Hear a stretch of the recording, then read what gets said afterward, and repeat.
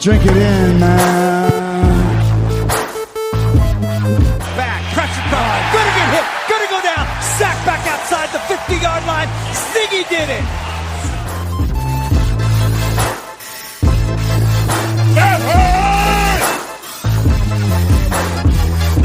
Drink it in, man. He's got a man wide open. Golden at the 10, Golden at the 5, Golden to the house. Touchdown, Detroit Lions. There it is. Been looking for that all night.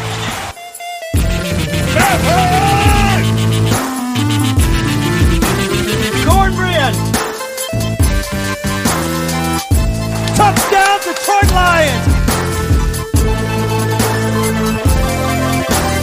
Drink it in, man. Detroit Koolaid, what is going on, everybody? We are back, and we are here talking about another W for our Lions here on the Detroit Koolaid Cast. I think I got somebody else here with me. It's my buddy Grifka. Grifka, what's going on, man? Hey, man, just spent a lot of time enjoying some cheese over the weekend, so happy to get a big W. You were enjoying cheese? I was grating some cheese, Griff. I was cutting some cheese into little slices. Oh, man, it was tremendous. So we're going to talk all about that on today's show. But before we do, we just want to hit on a couple little side items or a couple little news and notes as we normally do. So, Grifka, it was our number 2 Matt Pat locker room celebration video. Did you check it out? What'd you think? Yeah, I mean, that one, it seemed to be a little, a little better than the first one. The team seemed to come around a little quicker than the last time. The last one almost seemed like he got, all the way in there. He was almost like looking for people to hug. This one seemed a little different. So I was happy to see that. Maybe the team's finally starting to buy into this stuff. I saw it a little differently. Like, I thought he had to say, "Come on, gather him up, let's go." But then I just like the way he spoke to the team. He's kind of, again saying, this is what we play for. That was fun going into bye week. And then my favorite part is how he capped it off. So he got everybody around, hyped them up. Everybody, of course, loves it when you can get a victory. And then he set them up for the victory Mondays, or see you Wednesday, as most of the NFL people said. And then he's like, "We'll check you for meetings tomorrow," which, again, just sort of keeps them on track that, we're not taking vacay yet, but it will be nice to take this win into the bye week. So always great to see the team winning and Matt Pat having some success. So we love that here on the podcast. The other thing I thought, we just have to sort of get ahead of the game and talk about is, Ziggy practiced all week last week and then didn't show. Are you surprised by that, Grifka? No. I didn't think so. Clear answer, no. Yeah. I mean, our boy Carrion got dinged up after an incredible run. I mean, we'll talk about him when we do the Packers review here. But we got Ziggy, Carrion, and TJ, 3 main cogs of this team that are a little bit dinged or have some injuries that we're hoping maybe they can get over in the bye week or can return to this team, because I think that'd really help us. You see any or all those guys coming back after we get back here and playing some football? I was reading that Carrion said he could have went back in if needed. So I figured that's what I kind of thought. It didn't look terrible. He was kind of walking around on the sideline. I'm sure that's something that he would have been able to tough out if it was like a close game and they really needed him. TJ, I don't know how bad his concussion is. I know at some point I read that Matt Pat's expecting him back at some point this year. I just don't know if it'll be after the bye or not. Simply, I mean, because he just looked terrible. I mean, his eyes were like, looked like slot machines, man. You could see almost like birds tweeting around his head, like an old Wile E. Coyote cartoon. But yeah, he might be out a little longer than that, based on the way he looked. Ziggy, I mean, I've heard some rumors and stuff like that, but what rumors have you heard, about Grifka? that. What rumors have you heard that didn't come from your own head about how you hate this guy? They're kind of the Lions organization is kind of pulling the same thing that they did with DeAndre Levy, that they're not playing him that way because Levy was a free agent, and that way if he played and showed good, he was going to walk anyways, and that way he couldn't get a big payday. And it came to light after Levy retired or quit that his injury wasn't that bad, and that's kind of what I'm hearing here, that that Ziggy's injury is not that bad, and they're not playing him, so he can't go out there and show his stats and rack up somebody like the New York Giants goes out and overpays him, because chances are, he's probably paid his, this year is going to be his last year in Detroit, no matter what. So that's just what I heard. Like I said, I don't know if any of that's true or not, but I mean, it's kind of odd though. It seems like he practiced the week before he practiced. He wasn't in full practice, but he did some stuff. Last week, it sounded like he did a lot more, and then he still didn't play on Sunday. So I'm not quite for sure. That's like I said, that's all I've heard though. You got to check the sources of Grifka here, because I don't buy any of that garbage. I think this guy is just like Matt Pat said. He's hurt. He's working to get back. When he's back, he'll help us. I don't know why they would want to do any Grifka conspiracy to hold him back so he doesn't get stats, so he can't get a contract. That makes no sense to me whatsoever. So I think this guy could and should and hopefully will be back after the bye week. And again, I'm not a fan of him missing all these games. I'm not a fan of his price tag, but this guy rushes the passer and makes plays, and I would love to put him back on this defense because we know we need all the help we can get. So rather than bag on your sources anymore, Grifka, or your theories. That's not my conspiracy, man. That's just, like I said, that's just something I heard. I'm not, like I said, I'm not saying it's true or not. It's just something I heard. Man, so that's garbage. I hadn't heard that at all, and just I don't buy it. But it leads me into my last. That's because you don't talk to the right sources. You talk to all the ones make it sound like he's like, oh yeah, he'll be back home against Miami. He's awesome. He's great. We should re-sign him. Blah blah blah. You're not the Adam Schefter of the podcast, Grifka. I mean, I don't know who these. What are you talking about? I get calls from the Detroit from my sources at the lines at 2:30 in the morning. It's like, and I'm just like, it's 2:30 in the morning. Call me later. Bill Keenis have your personal line. Is that what it is? Yeah, team historian's huge. It's he's gonna write down Ziggy was the best pass rusher we've had since Robert Porsche. So, well, it's only fitting to say couple more for Grifka. Come on, give me a real question. Let's talk about something else. Next question, something else. Well, I got one more question for you actually before we do this awesome review of the Swiss cheese that we played on Sunday, and I have it in big bold print, Grifka, and it's Dave Burkett. Your boy, Dave Burkett. So we're talking about Ziggy and we're talking about Matt Pat, and so we got to add Dave Burkett in there. This jabron comes to the press conference, and the first question, I mean, can we get the first question like it used to back in the day to a Mike O'Hara, Tim Twentyman, somebody that asks not only an intelligent question, but a question that they know will get answered because they work for the team or because the guy actually respects them. So Dave Burkett steps up and he goes, do you have any concerns about Ziggy's contract impacting his injury? And then Matt Pat just stares him down for a little while and goes, next question. Can we talk about something that actually means something or is just not a waste of my time? This guy, he thinks he's a reporter. He thinks that he's like breaking news when really he's just wasting everyone's time with these questions that not only are they not going to answer, but he just made that up in his head. He's talking to the same sources you have, Grifka, just making up things in his head and then thinking it's news. This is just garbage. I'm tired of this guy. Okay, I don't know how you want me to just respond to your tirade there. Is that really a question, or is that you just kind of going off on Dave Burkett? Well, I'm going off on Dave Burkett, like I said, but you might as well defend him. You love him. You love this guy. Oh, I don't love the guy. It's not like I read his stuff. It's not like I got his articles posted in a scrapbook at my house. But you don't? Geez. Like I said, a couple weeks ago, Ziggy's practicing, at least walking through. Last week, he practices more, and all of a sudden, he wakes up with a hangnail, Sunday, and he can't play, So, I don't know. Like I said, maybe he is talking to the same sources that call me at 2:30 in the morning, and Adam Schefter at 2:35. I don't know what you want from me. So Dave Burkett thinks it's fun when he knows this team doesn't talk about injuries. And he knows Jim Caldwell used to not talk about injuries. And the one time this guy gets asked a question at press conference, hey, can you give us any information on Jamal Agnew's injury? And the guy just looks at him like, we've been over this time and time again. And then I'm sure Dave Burkett, to his bunch of misfits, is like, well, I'm doing my job. I'm in there grinding away. I'm asking the hard questions. No, you're asking these questions that people are just turning a blind eye to because one, they're not going to answer. His bosses. Well, his bosses are probably gonna, probably tell him you gotta ask it. You gotta ask it. It's like when you go to the gas station, they ask if you want to buy 2 candy bars for $2. You know you're not gonna buy them because you're not in the mood for a Mars bar and a Snickers. So, and you want to spend $2 on candy bars. So, their bosses are like, you gotta ask them. Oh. So I mean that's all. That's the worst answer in life because if you say I have to ask it, but I know no one's gonna buy. Just like Dave Burkett thinks he has to ask these questions knowing he's not going to get an answer.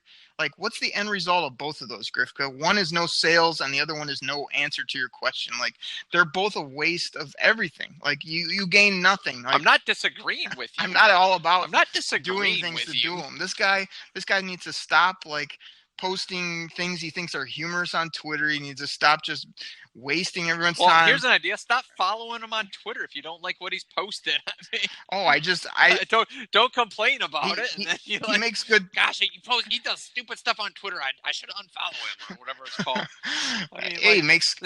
Then don't follow him. I mean, he makes who cares? He makes good podcast topics, and I'm tired of him wasting my time in the press conference and trying to be a hard ass when really, like, this is just like ridiculous. It's like he thinks he's like battling it out with the coach or like, I don't know. I got so many issues with the guy. I can't understand it. But I mean, okay, so he's not Woodward and Bernstein. He's like a local hack. Okay, I got it. I want to talk about a Packers victory, Grifka, because I'm done with your boy. Yeah, let's talk about the Packers game. Okay, Grifka. This Sunday, Aaron Rodgers and his smug smile walked right into Ford Field. He loafed around for the 4 quarters worth of football. He thought he was going to beat us regardless. He had no receivers, no nothing. We're coming off a bad loss in Dallas, and our Detroit Lions drop a 24-zip score out of the gates. We get great opportunities from Okwara, Deshaun Hand. Carry-on looked good again. Old Kenny Boy was doing things. Making plays, pretty much putting up the points that we had predicted the previous week, got that W. I mean, talk to me a little bit about this game or just how it started for the Lions. Okay, first of all, if you go back to our last podcast, I predicted a score of 30-24. So, yeah. I went on the point. I checked the tape. That was good work. I wasn't far off. I had 35-28, so we were both in the range, which is good stuff. All I know, the biggest thing is that game. At one point, that game was so freaking awesome in the first half, where Mason Crosby just kept kicking the ball like a high schooler, trying to hit something. He was just completely missing. Like the first one, I'm just like, wow, he missed it, because that guy always seemed to make kicks against the Lions, and then it's just like he missed the second one. Then I'm like, oh my gosh, man, he just keeps missing. It was like starting to get painful after his third one. I just laughed. I'm like, this is awesome. And I just remember at halftime, I texted some friends, and I'm just like, this game is like Bizarro World. It really was. Like, the stuff that was happening in that game, it seemed like the Lions would make those mistakes, and like the Packers would always capitalize in the past, but it was just completely different. Don't do that, Griff. And actually, don't do that.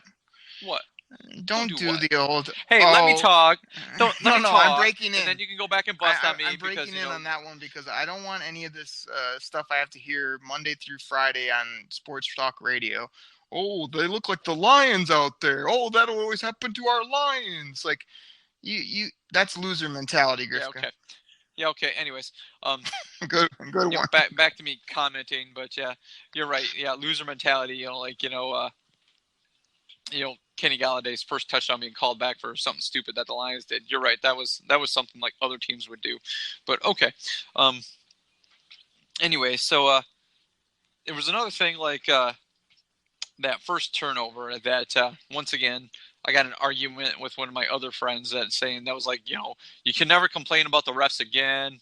That never, that didn't touch the guy. I'm like, it first went off his arm and then it like hit his back. He's like, no, it went off his hand, and you can't complain. I'm just like, well, okay, even if the Lions got a call, big deal. I mean, they deserve it. Who cares? But they capitalized on that. It started with the fast start. It got some momentum with that defense. And that was, there was times, don't get me wrong, Aaron Rodgers was just kind of standing back there, but there were certain plays like, it's like with him just standing back there at points, his clock was like off in his head because there were points like he would just like even Chris Spielman saying he has to have his clock in his head. He has to know what's happening. I think he's just so used to playing like you said, like we said before, like he just kind of feasts on the lines. He's used to them not being touched by them, that he's just going to stand back there all day. And Lines got pressure on him at certain points, which really messed up his game. Even though he didn't have his wide receivers that he had Devontae Adams, but really nobody else. So the Lions, got that first score. They got the confidence going, and like you said, they just blew out to 24-0 starts, just capitalizing on all the Packers miscues. So, it was great to watch, and it really made my Sunday. Oh, definitely. It was much needed. It was one of those swing games. We had both kind of called it a must win. Let's break down this a little bit farther. So, you hit on a lot there. When I'm thinking about this game, I just felt like they came out with a little more juice, as we had talked about. They came out with a little more sense of urgency, kind of putting up points, from the get-go. I had a real issue, Grifka, with that hands to the face. Sounds like you were fine with it. But that touchdown to Kenny, deep one, I want to say it was 45, 50 yards that came off the board with a very light brush of the face mask by Frank Ragnow. I thought that was questionable at best. And come on, this is football. I'm so sick of all these flags, as I've said on multiple shows now. So I feel like that was a big penalty. I know later in the game, Marvin had a TD taken off the board on a penalty. So, it could have been a lot more points and a much better day for Matt Stafford. But I felt like, let's hit on it right now. Second quarter, Grifka, Matt Stafford throws basically a 50-50 ball to Kenny Galladay over there on the left sideline, and this guy goes up and just snatches it with his tips of his fingers. Not only does that, gets turned upfield, makes a couple moves. 60 yards later, we're knocking on the door. You had to love that play. Oh yeah, definitely. That's one of those plays that can be a backbreaker for a defense that the Packers, came off a shutout of, Buffalo. The week before, Buffalo just went into Minnesota and just beat the crap out of the Vikings. So that's one of those plays that just can take take some wind out of the sails of the Packers defense. That thought, we're coming off a shutout, this team, blah, blah, blah. And that can be like a real backbreaker considering the way that game was going. So yeah, that was a great play. I really feel like Kenny this year, has had good numbers, but he just seems like anything that's been in his area, he's been able to haul down. I want to say he has a couple where you like, oh, he should have had it, but most of the time, if it's around him, he's catching it. And a guy that big that can still run after catch and can make people miss, or I still don't even feel like we've seen him whatsoever, basically in the red zone. He had a touchdown late in this game, which was a red zone touchdown, but it wasn't a use of his size or anything like that. It's just kind of a nice little short route that he got to the end zone on. So I think when we get to see him in the red zone as jump balls or kind of beasting his man with his size, I think that's going to be really great to see. But man, like I say, he just keeps putting on a show, and it's people are getting real hype now, calling him, number one and calling him all these different things. I still want to be a little bit careful, but man, that to me, that play got us off the schneid. Let me talk about the punt. So I feel as well, like, that seemed to be one of those is pretty clear. I didn't think we were going to get it, but I was just glad again to see a call go our way, one that really wasn't 100%. I feel like a lot of times they are sticking with the call, or they are, if it's inconclusive, they're going with, again, what they called on the field. So I was happy to see it. I was really surprised, but I think that's a huge play in the game. Flip of field. I think that came after the hands to the face that took the touchdown off the board. So it almost felt, apropos to me to get that call. And then, ball never lies. Yeah. Thank you, Rashid. And I think, what'd you think about? It was kind of nice to see, even though like we kind of would like carry on to get one of them at least, but nice to see LeGarrette Blount pound those two in from the one without too much resistance. Yeah, I like that because that means the offensive line is actually pushing somebody forward. I know there's plenty of times we've seen that in the past where they try to get 1 yard and they get stuffed for like a 2-yard loss because the defense knows that that's what they're going to try. Some of those close ones like that, I wouldn't mind seeing, a Matt Stafford QB sneak, but, they did have a lot of that line bunched up in there as well. So, watching LeGarrette be able to pound his way through into the end zone, no real issues there. I'm not always sold on one of those guys like, oh, this guy got us down there, make sure you give him the ball. I think there was times like Barry Sanders could have ran it in from there as opposed to bringing in Derek Moore like the Lions always used to. But I'm fine with that. I think Kerryon's at that point right now. At least I hope he's at that point where just do what's best for the team. Let LeGarrette get his stats. You got plenty of career left. Something like that. I hope he's not getting all jealous because, he's getting them down there. He's, putting up, 35 yards rushing, 40 yards rushing on a drive. And then, when they get down, inside the 5, they put Blunt in there. I hope he's not, taking that all personal or anything like that. So, because it sounds stupid, but something like that can really, kind of fracture an offense and even fracture a team. So hopefully he's not feeling that way. No, not at all. I mean, Kerryon Johnson is a guy that super humble. That whole running back room for the last few years has just been a cohesive unit. So I don't see anything like that. It did hurt a couple of my fantasy teams where I got Kerryon in there and he's not getting some of these end zone looks. But yeah, I can care less. Whoever scores the touchdowns. And I like banging it in rather than, I don't like it when Matt Stafford either exposes the ball over the top or when he tries to force it in. I'd rather hand it off, show our strength up there in the O-line, push some people around and get that sucker in the end zone. So I thought that was good. Grifka, I was so happy. Seeing each kick got not only more funny, but I was more hype about these missed kicks than I was some of the scores that the Lions had.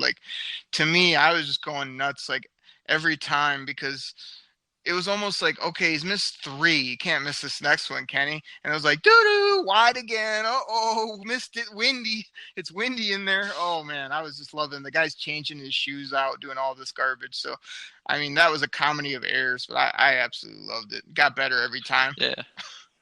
Yeah, it's to use a golf term, he got the yips. Oh, definitely. Where it's just yeah, he got the yips, and you're like, oh, I hit it too far a little left, so you try to hit a little more right, and then you push it farther right, and it's just dang it, and then you're like, okay, maybe if I just go back to the middle, and then you end up pulling it again because your step and everything's off. Yeah, so he had the yips there, and I just what kind of bugs me is this, the next day, even that evening, I'm reading stuff, I'm listening to stuff, and people are like, well, if he makes all those kicks in that extra point, the Lions lose, and it's stuff like that what bugs me because all I can think to myself is you think if he would have made those kicks even from the first one, then the second one, you think maybe the Lions would have ran a little different offense at points because it obviously got in the fourth quarter, or even their defense, at some point the defense knew it's okay, the clock's on our side, we're going to give them the underneath stuff, let them continue to drive, drive down, in small chunks. You don't think the Lions would have played it a little different? I always hate that thing. Well, if he makes all those kicks, they win. Well, I'm guessing probably the Lions, play a little different than what they actually did at that point.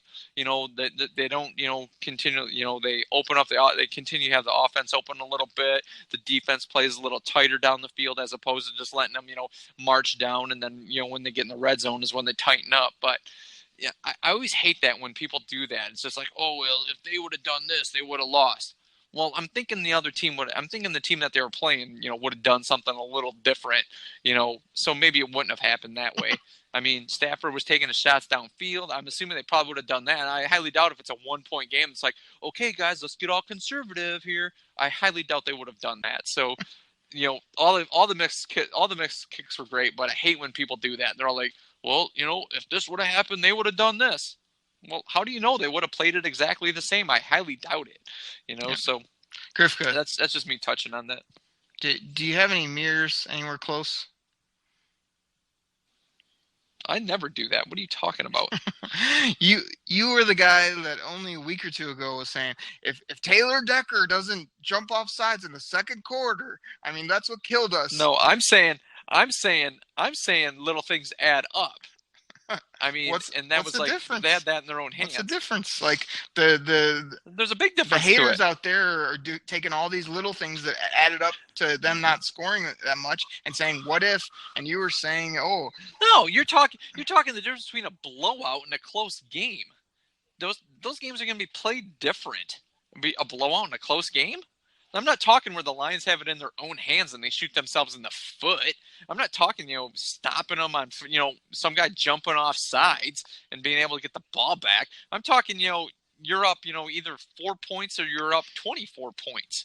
You play games different at that point. Once again, it's just like, yeah, you're that guy. It's just like, oh no, it's funny, but every play itself, is a play unto its own. Well, yeah, you're right, but stuff still adds up. So whatever, man.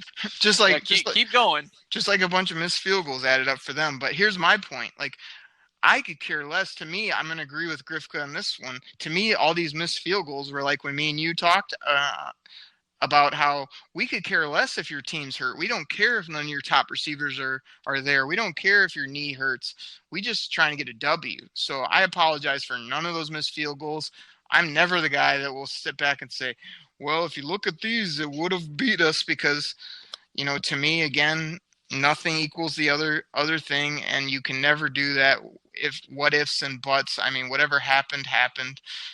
So yeah, all those people are garbage that are doing that. And to me, I had to write on a big forum. I think I was watching one of the press conferences, one of the MAAAAAAAN pressers.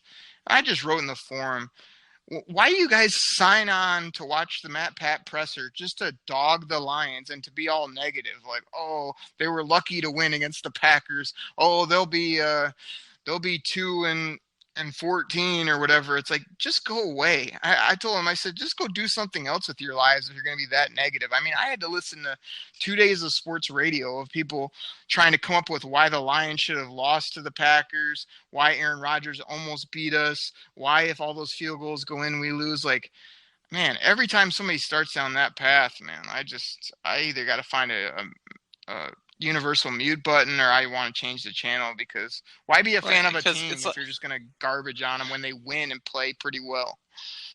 Right, because if the score of a football game is different, you're going to play it different. If it's one of those things where the clock's on your side and you can run a little conservative offense and not turn the ball over, it's like, what is it? They're in the fourth quarter where the Lions were kind of, they had like a long third down and they just ran a draw play or something like that. Yeah, but they were up by like 2 scores. So yeah, Chris Spielman's right. That's the right play. They're not getting, you're not looking to turn it over. You're right. Why would you? Now don't get me wrong. Now, if it's something like where the Lions are tied, they still might run the same play and hope their defense shows up. If they're down by 7, yeah, then they might run something to try to get the first down. That's where the score all comes into it. So to say like, oh, if all those field goals are made and the extra point they lose, well, I'm betting the Lions are doing something a little different on offense and playing a little different defense as opposed to, if the game's like a two-score game. So you're right. That's like such crap when they say like, oh, they got lucky to beat them. They got lucky. Well, like last year, they swept them. Well, if they would have had Aaron Rodgers and, who cares? I don't care. The Lions have won 3 in a row in the stat. They haven't done that since 1991. Beat the Packers 3 times in a row, 1991. And how come it is like the Lions are always lucky to beat somebody? How come nobody's ever lucky to beat the Lions?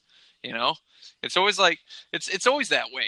It's just you remember the NBA Finals where Chauncey and the gang beat the Lakers, and all I could watch was like on ESPN and everything was just like, well, why'd the Lakers lose? Well, I don't know. How come the Pistons won? It's always like, how'd the Lakers lose this? Yeah. Well, you're right. They had a bunch of old superstars, that were past their prime. And, the Pistons had a team. Well, how come the Packers lost? I don't know. Maybe because their quarterback had a bulky knee and he took the Lions for granted. That's on them. That's not on Detroit. So, I hate that crap. Yeah, exactly. And I know it's not the Kool-Aid drinkers out there and all the great listeners of the show, but to me, it's just Bush League for the fans to boo that play where we're just running it so we can punt. I mean, your team's played well. I think are we up 10 or 14 or more at that point? You're booing your home team for a smart play. Yeah, that was an 11. That was a game. That was an 11-point game when that happened. So yeah, it's a 2. Yeah, technically it's 2 possession, but they still need to get the 2-point conversion, which was probably been easier that game as opposed to having Mason Crosby trying to kick an extra point. But still, I mean, that's you're having to run another offensive play to get 2 points as opposed to where an extra point should at least be some sort of a gimme. But let's just focus and tell the people out there, again, I speak the positivity, I have to reel you in sometimes, but like our crowd is like known for doing this on like, booing, sometimes justified. And again, if our team comes out like they did against the Jets, I got no problem with people booing the team. But when we're winning against a division rival, against a game most people didn't think we'd win, we're up 11 with less than 5 minutes or so left in the fourth quarter, and you're booing the team. I mean, to me, that's just garbage, unexcusable type stuff, or you don't know the game. Yeah, so or you're not a true fan. So, like, we got to be better at that, and don't boo the team in those situations when they're doing okay, and then be the loudest crowd in the NFC North when we're rocking and rolling. I mean, that's what frustrates me. Is it's a heck of a place in there when they're doing well, but here comes one bump in the road, and you got people walking out to get food. You got booze. Yeah, it's coming. 3rd and like, 15. So what? Like Stafford's going to tell everybody to run stick routes? I mean, go get the first down. We need this to keep the chains moving. Then he throws a pick. It's like, oh my gosh, what's he doing? Why are they running that play? Why don't they just run the draw play or something up there? Oh God, yeah, you can't please everybody. Yeah. This isn't Tecmo That's my other Bowl, thing is where you can just throw it up to you just have Bo Jackson run the 99-yard touchdown. I mean, it's just, come on, this is like real stuff. Yeah, you can't have it both ways. Grifka, why was that football always so huge in Tecmo Bowl when you throw it? It was like this. I mean, it's the biggest football of all time. It was like a 5-yard football when you threw a 40-yard pass. It would it just shows how it goes up in the air. It's like, what is he throwing, a rainbow? Dan Marino throws freaking rockets out there, and they're making it look like he's just like a little kid just gunning it in the air as far as he can. It's just funny. Yeah. Yeah, it was always bigger than the players. This big old half moon football. Tecmo Bowl. I love that game. Yeah. We could do a whole 5-10 minutes on those classics. But let me ask you this. So I asked a few friends this, and I got their replies. But I'll ask you, Grifka, on the show: is it just me, or when Kerryon Johnson turned the corner? I mean, I jumped out of my seat. He had some juice. He moved the chains a couple times on some runs around the corner there. There was one time he ran one up the middle where he came in with such speed and made like 2 or 3 jump cut moves. Even he only got like a handful of yards or less, but it was one of the best short little runs I had ever seen by a Lions running back. I mean, is it just me, or has this guy got something special with that extra gear he seems to have that we keep seeing? Yeah, I would have to agree. What kind of amazed me was on that first drive, was it first down play? It was like an incomplete pass or no gain or something. And all I can think to myself was like, great, 2nd and long. We're going to run it up the middle, for no gain. Cause that's generally what the playbook is. That's everybody though. That's not just the Lions. What happens? They give it to Kerryon, and he busted outside and, busted off for almost a first down. It was just like, whoa. I'm just like, because it's something we haven't seen. And it was just always like, oh, play up the middle, for no gain or a 2-yard gain, and it's 3rd and long. No, he was able to, he looked, there was no hole out there, and he busted it out beyond, around Taylor Decker, and he gets to the outside and gets 9 yards out of it. That was just something that's just like, whoa, that's awesome. So, yeah, we haven't had a running back with a burst like that since probably Javid Best, but obviously Javid Best, he couldn't really go up the middle without getting a concussion. So, yeah, it's nice to have a running back like that can either take it outside, and he's not always looking to bounce it outside. It always seems like a lot of rookie running backs are always looking to remember Kevin Jones did that all the time. He was fast and he could do it in college, but you can't do that in the pros. And Kevin Jones he never wanted to run up the middle. He always was looking to get out around the tackle. And, Kerryon Johnson's more than happy to run up the middle, but when he needs to and there's no hole there, he's got the vision to bounce it outside. So pretty happy about that. Yeah, I just want to hint on, I think it was the 3rd quarter. It was even that play he got injured on. I mean, to me, there wasn't much. I don't know if the play was supposed to go up the middle or what, but when he stopped his feet, I mean, that's what they said about him coming into the draft was he kind of had a little bit of that running like Le'Veon Bell where you kind of slow pace it at the line and then you see it and go.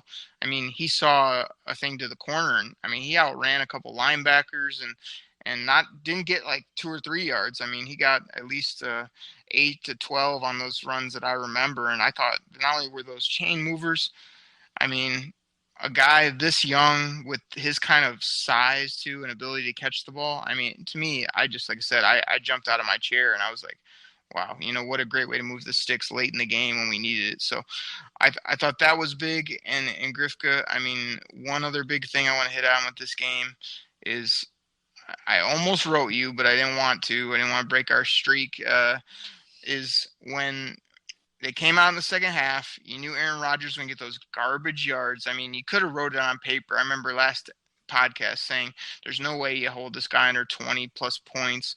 I mean, you knew he's going to come out, wing it around, get some of these cheap yards while we're not playing D, and he's going to stat line is going to look good. And I figured he's going to give him a chance to, think he's going to win, which he did. He sort of got a couple touchdowns. The Lions, you got to, the announcing. We don't want to get on the announcers. Oh, my goodness. Just not Spielman, but Brenneman was absolute trash again with just like he's just praying up there that the Lions lose so he can talk about Aaron Rodgers and another, one of those moments. But back to the point. So Aaron Rodgers having this comeback. I think we're down. No, we're not down. We're up, 10. I think it might have been 2 scores, like you say. And everybody's thinking, oh, man, here we go. And I felt like our offense, that next drive, I was about to rate Griffin and say, here's where we step up and we go down and get not a field goal, a touchdown, and keep that separation. Sure enough, man, right down the field. Boom. I want to say that was the Kenny G touchdown late in the third there or whatever. But that was great to see. That was one of those moments where you could have folded. You could have been what a lot of those people like to talk about, or they're going to find a way to lose it. Nope. Shoved it right down their face, touchdown, and then was able to just play pretty solid the rest of the game and hold them off. I mean, the score looked a lot better than it was. It seemed like a lot of the game the Lions just dominated, but even like they said, they were like you said, your homeboy Tom Brennan just kept talking about the yardage difference. It's just like the Packers have this amount, the Lions have like -10 halfway through the fourth quarter. How are they losing this game? Blah, it was just like, yeah, we got it. The Lions had short drives. I mean, I got it. I couldn't help it. The defense showed up, got some turnovers. We're sorry. That's another thing I hate when people do. It's like, well, look at the yardage difference. Look at this. Well, okay, what do you want him to do? Like, let him just drive down the field and then, was it recover a fumble and run it down to your own 2-yard line so you can put some massive drive together? No, I mean, just who cares that they had a short field? Go score. God, that's another thing that bugs me when people do that crap. Yeah. But the answer was huge on that because, to be honest with you, I was starting to get that feeling. Just like, gosh, he's got his mojo, and they're starting to, it's one of those things like, we've talked about Aaron Rodgers. We both can't stand him, but he seems to be comes up with some magic against the Lions at some point. So to go down and just drive down and just jam it down their throat to put it back up to a 2-score game, that was pretty big. I mean, so that was I really like that because I think it was at 24-14 when that happened. And it's just they kicked off, and then Detroit went down and scored again. So that one, kind of put it out of reach right there. So I was pretty happy about that. Yeah, big play in the game. So Griffco, we've kind of talked about it again. Kool-Aid drinkers out there, we don't go play by play. We don't take you necessarily in sequence throughout the game. We know that you guys watch the game. You got your own takes. It's just me and Griff going back and forth having takes on this game, and we couldn't be more hyped for this victory. I mean, this is a division victory. This is as Griffco. I mean, hey Griffco, do you have a research department or what? You pulled that 1991 number. I mean, you got people working for you over there because that was a heck of a stat pull. But all I know is, 3 wins in a row versus the Packers. No matter how you get them, I could care less. That's a great stat and a great thing to sort of hang your hat on. And like I say, it's a division win. All the players and people saying, hey, it kind of counts as 2. To me, that's taking care of home. That's getting a W when you need it. It's a heck of a kick in the butt heading into the bye week, keeping everybody's heads up and keeping those players motivated. And I don't see why we don't come out this out of the bye with some mojo and getting ready to rock. So I loved it. Yeah, that was it's a big momentum booster, right? Because 2 and 3 looks a lot better than 1 and 4. 1 and 4 is almost one of those things where you're just hanging by a thread and you have to have some stuff happen for you. I'm hearing a lot of things like people are like, they're tough schedule. They're not going to make the playoffs. A lot of people are like, 4 wins. But, something like that, it is the Packers. I mean, that can give your team an awful lot of confidence going into a bye, getting some guys healthy, going to play a Miami team who's not totally terrible, but getting a good rest. I mean, I realize it's early. For some odd reason, I'm one of those guys that always likes at least a midway to late bye week myself. But, I mean, maybe it's good for this team right here where it's at to, have an early bye week. So I'm pretty happy with this big W.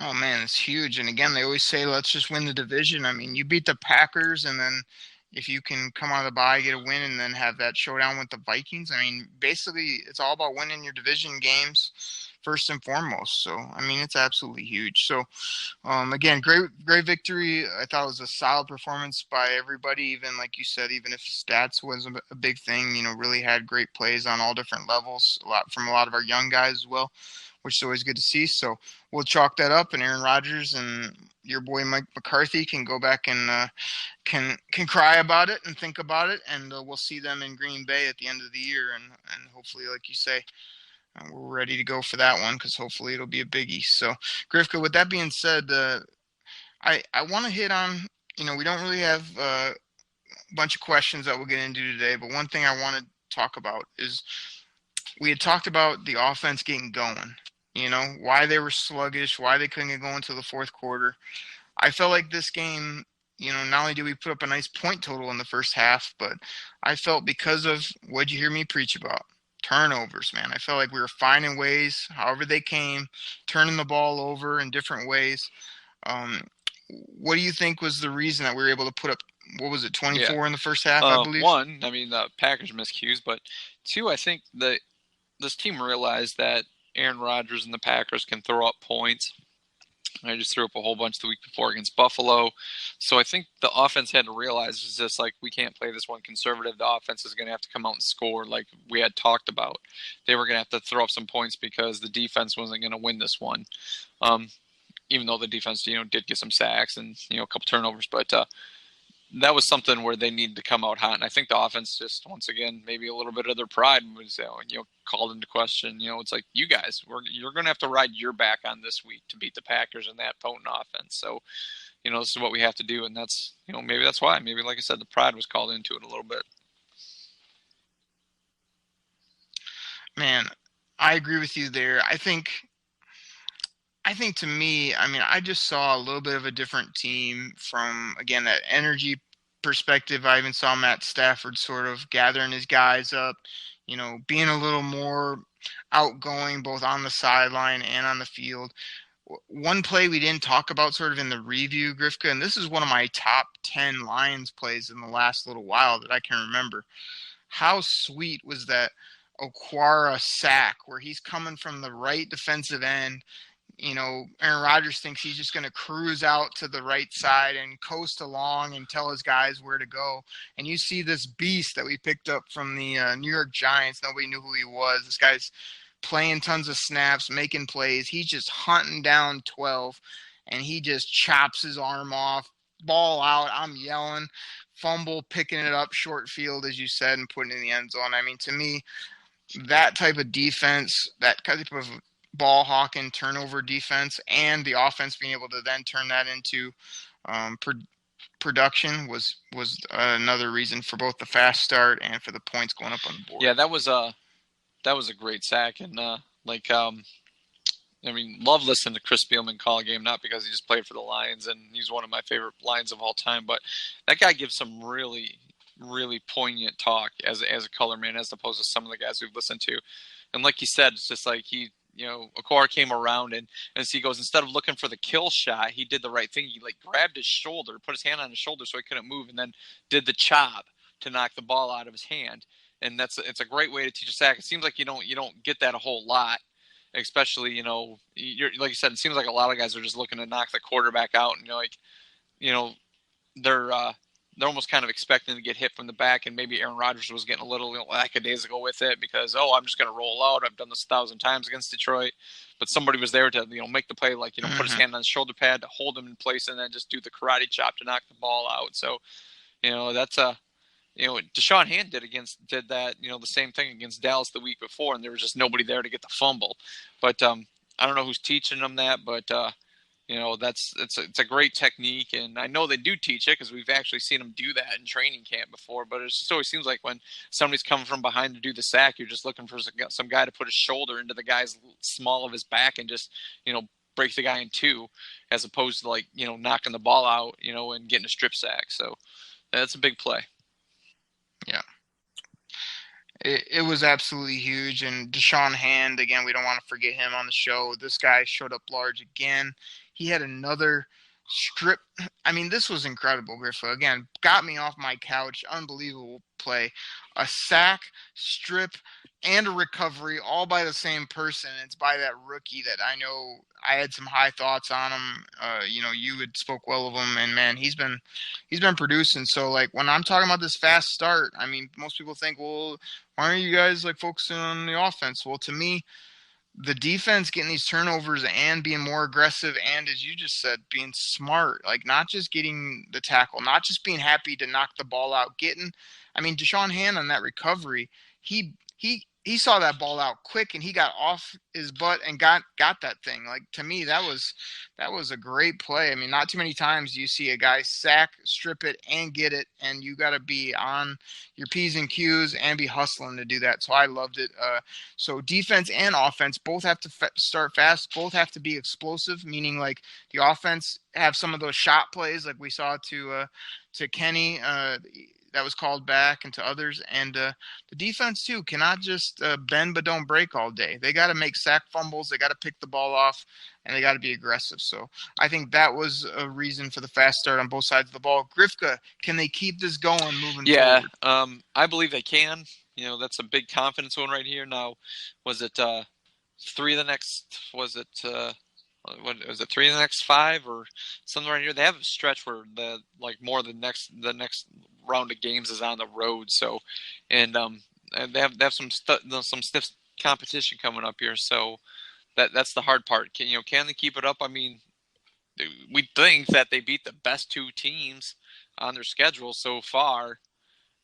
Why wouldn't they be able to keep this going? And, we can talk about the Dolphins game here. We'll probably end up talking about that, in a couple podcasts, from now and how we feel about that. But, yeah, I believe they can keep this going. And like I said, hopefully the team is starting to buy into what, Matt Patricia's preaching and, starting to win over some of those guys. And, they can keep this going. They can see, the team's coming up on their schedule and say, yeah, we can play with these guys. We can beat these guys. We beat the Patriots and we beat the Packers. Hopefully it's one of those things where, they have that mojo like they do at home. They can go take it on the road in the next few weeks.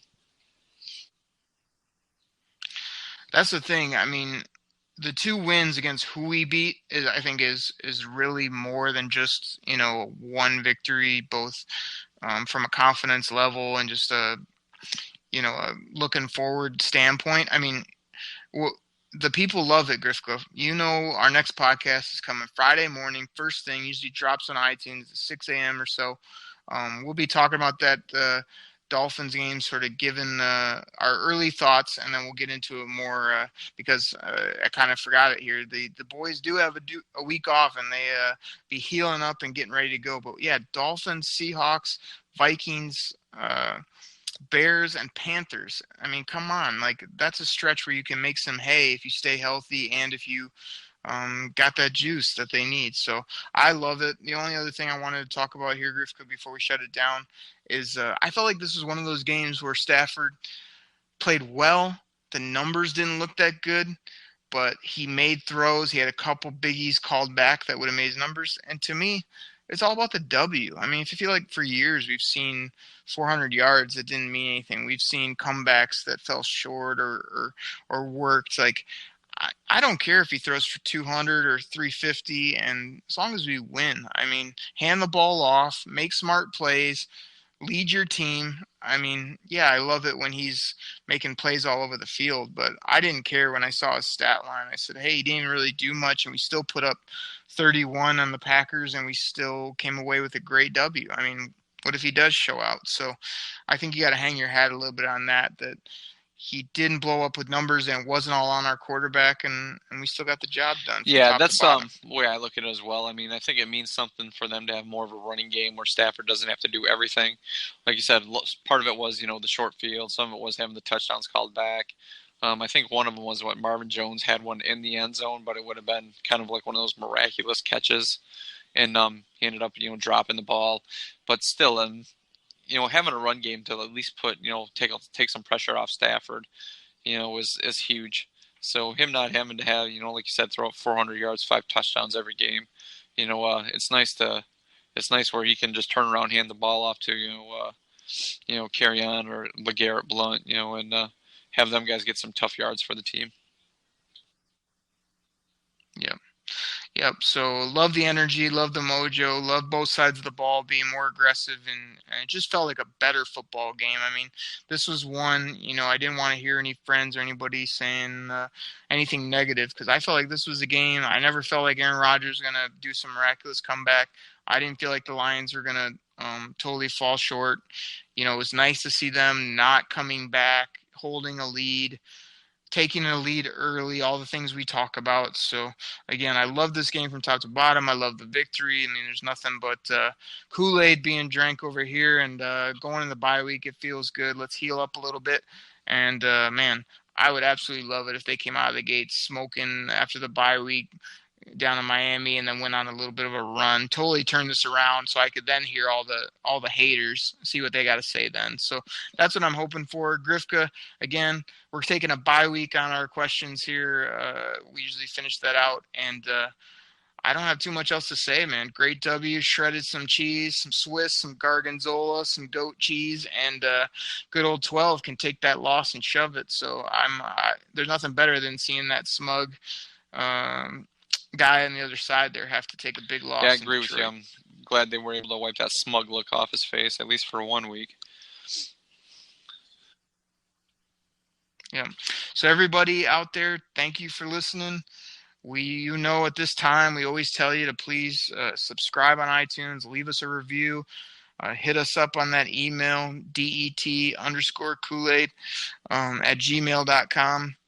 And, just check us out on all the different forums, or just make sure that you are listening every week. We love everybody checking it out. We love talking Lions. And as Grifka said, I mean, we'll be coming back to you this week with a second show, but we also are in the bye week, so we'll tease and talk about some Dolphins, and we will definitely get geared up for next week when they'll be back in game week situations. So, again, everybody get excited about this team. We're not there by any means. We got a lot to fix, but always good to take a W, and no reason they can't keep this going. So everybody drink it in. We'll check us Friday morning, dropping another podcast here on the Detroit Koolaid Cast. Everybody, check you later. Pack the bag, start the plane. This game is over. It is over. What a comeback by the Lions. Drink it in, man.